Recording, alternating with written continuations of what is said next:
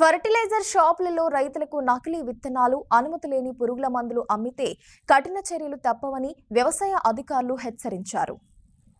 జయశంకర్ భూపాలపల్లి జిల్లా చిట్యాల మండల కేంద్రంలోని ఫెర్టిలైజర్ షాపులలో మంగళవారం వ్యవసాయ శాఖ అధికారులు, పోలీస్ అధికారులు తనిఖీలు నిర్వహించారు. రైతులకు నకిలీ విత్తనాలు, అనుమతి లేని పురుగుల మందులు అమ్మితే కఠిన చర్యలు తప్పవన్నారు. ఈ కార్యక్రమంలో సహాయ వ్యవసాయ సంచాలకులు Ramesh, SI Shravan Kumar, AO Srinivas Reddy, police సిబ్బంది పాల్గొన్నారు. అన్ని షాపులలో కూడా మనకు అందుబాటులో ఉన్నాయి. కాటన్ సీడ్స్, అన్ని రకాల సీడ్లు కూడా మనకు అందుబాటులో ఉన్నాయి.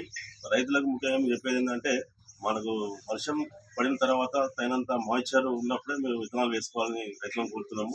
అదేవిధంగా మాయిశ్చర్ లేనప్పుడు వేసుకుంటే మళ్ళీ అనవసరంగా మీకే బడన్ అవుతుంది, గ్యాప్ ఫిల్లింగ్ చేయడం జరుగుతుంది, కొన్ని మొలకలు వస్తాయి, చనిపోతాయి. అందువల్ల మీ రైతులను కోరుకునేది ఏంటంటే, మనకు తగినంత మాయిశ్చర్ ఉన్నప్పుడే మీరు విత్తనాలు సోయింగ్ చేసుకోవాలని చెప్తున్నాము. అదేవిధంగా రైతులు కూడా మరి ఏదైతే మనకు ప్రభుత్వం నుంచి సర్టిఫైడ్ సీడ్సే వేసుకోవాలి.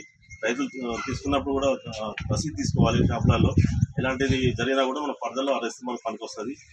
మీరు అడిగి తీసుకోవాల్సిందిగా కోరుచున్నాం.